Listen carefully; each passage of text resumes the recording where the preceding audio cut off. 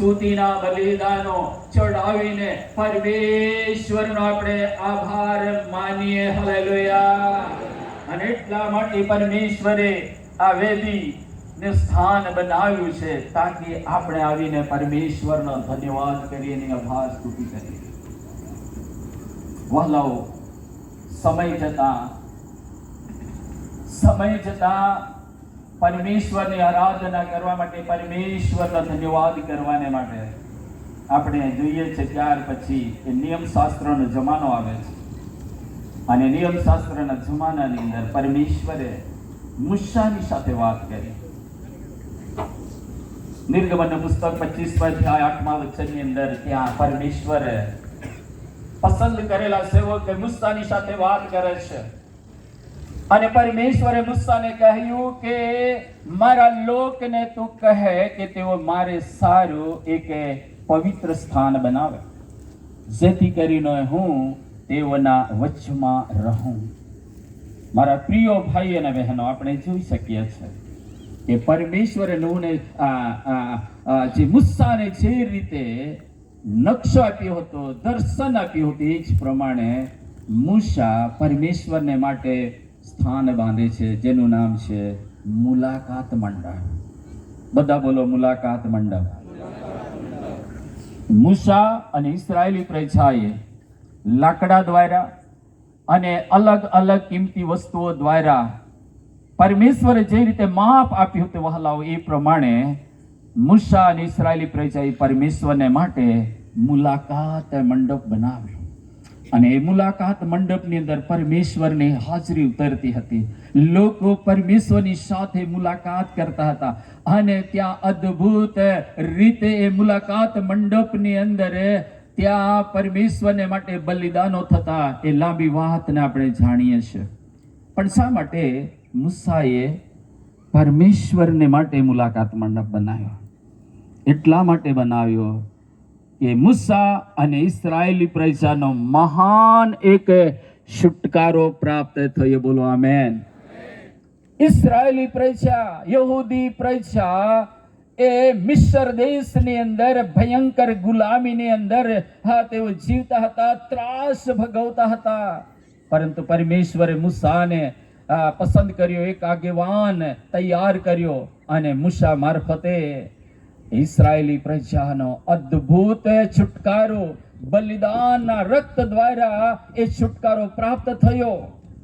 અને પરમેશ્વરનો આભાર માનવાને માટે પરમેશ્વરે એમને મુસાફરીની અંદર અદ્ભુત જે કૃપા કરી અને પરમેશ્વર એમની સાથે રોજ બરોજ અજાયબ રીતે ચિહ્નો અને ચમત્કાર સહિત વર્તાવ કરતો. તે સગળી બાબતોને માટે મૂસાએ પરમેશ્વરને માટે મુલાકાત મંડપ બનાવ્યો. અને આજ આ પલશા ગામની અંદર આજે સ્થાન બન્યું છે પરમેશ્વરની સાથે મુલાકાત કરવાનો, પરમેશ્વરની સાથે સંગતિ કરવાનો, પરમેશ્વરની આગળ અર્પણ ચડાવવાનો, પરમેશ્વરની આગળ બલિદાનો ચડાવવા માટે પરમેશ્વરે આ ચર્ચ બિલ્ડિંગ આપી છે. એ મુલાકાત મંડપ છે. હાલેલુયા. જ્યારે મંડળી નક્કી કરશે દર રવિવારે પરમેશ્વરની સંગતિ થશે, પરમેશ્વરના લોકની સાથે સંગતિ થશે, પરમેશ્વરના લોક આ સ્થાન પર આવીને પરમેશ્વરની આરાધના કરશે, પરમેશ્વરના વચનો સાંભળશે, પરમેશ્વરના આશીર્વાદોને પ્રાપ્ત કરશે. તાળીઓ પાડીને પરમેશ્વરને ધન્યવાદ કરીએ. આ મુલાકાત મંડપ પરમેશ્વરે આ ગામને આપ્યો છે. આગળ સમય જાય છે ત્યાર પછી ઇસ્રાયેલી પ્રજાએ રાજાની માગણી કરી. પ્રથમ રાજા સાઉલ રાજા બને છે. ત્યાર પછી ઇસ્રાયેલનો રાજા દાઉદ બને છે. અને દાઉદના મનની અંદર એ વિચાર આવ્યો કે મારો પરમેશ્વર આ તંબુઓમાં રહે છે અને હું તો મોટા મોટા રાજમહેલમાં રહું છું. મારે પરમેશ્વરને માટે પણ મહેલ કે સ્થાન, મંદિર બાંધવું જોઈએ. અને બાંધવાને માટે બધી તૈયારીઓ કરી. પણ પરમેશ્વરે દાઉદ રાજાને દર્શન આપીને કહ્યું કે તું મારે સારું મંદિર બાંધીશ નહીં, કેમ કે તે ઘણા રક્ત વહેડાવ્યા છે. પણ તારા પછી જે રાજા થનાર છે તારો પુત્ર એ મારા માટે મંદિર બાંધશે.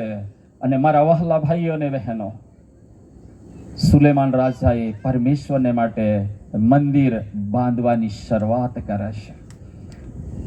અને ત્યાં આપણે જોઈ શકીએ છીએ બીજા કાળવૃત્તના પુસ્તકની અંદર કે સુલેમાન રાજા જે ખૂબ જ જ્ઞાની રાજા, એના જેવો કોઈ જ્ઞાની માણસ પૃથ્વી પર થયો નથી ને થશે પણ નહીં. પરંતુ સુલેમાન રાજાએ પરમેશ્વરની પાસે જ્ઞાન માંગ્યું અને એવું જ્ઞાન પરમેશ્વરે એમને આપ્યું. અને એ જ્ઞાની સુલેમાન રાજાએ પરમેશ્વરને માટે અતિ ભવ્ય મંદિર બાંધવાને માટે નિર્ણય કર્યો. અને તેણે કહ્યું કે હું જે મંદિર બાંધવા જઈ રહ્યો છું એ મોટું છે, કેમ કે મારો પરમેશ્વર મહાન છે. હાલેલુયા. આકાશ જેનું રાજ્યસન છે, પૃથ્વી જેને પગ મૂકવાની જગ્યા છે, એવા મહાન પરમેશ્વરને માટે હું મંદિર બાંધું છું. છતાં પણ એ મંદિરની અંદર મારો પરમેશ્વર વાસો કરશે એ શક્ય નથી. પરંતુ હું જે મંદિર બાંધી રહ્યો છું એ મંદિરે માત્ર ધૂપ બાળવા માટે હું મંદિર બાંધું છું. મારા પ્રિયો, એ સુલેમાન રાજાએ એ અતિ ભવ્ય મંદિર બનાવ્યું. સોનાથી મઢેલું મંદિર, એની અંદર પુષ્કળ કિંમતી વસ્તુઓનો ઉપયોગ કરે છે. મારી પાસે સમય નથી કે બધી બાબતો બતાવો, પરંતુ સુલેમાન રાજાએ પરમેશ્વરને માટે મંદિર બાંધ્યું. અને એટલું ભવ્ય અને સોનાથી મળેલું મંદિર બાંધ્યા પછીથી એ કહે છે કે જે મંદિર મેં બાંધ્યું છે માત્ર ધૂપ પરમેશ્વરને માટે ધૂપ બાળવા માટે છે. પ્રિય, બાઇબલની અંદર જે ધૂપ બાળવાનો મતલબ થાય છે એ આરાધનાને દર્શાવે છે. ધૂપ એ પ્રાર્થનાને દર્શાવે છે. ધૂપ એ સ્તુતિને દર્શાવે છે.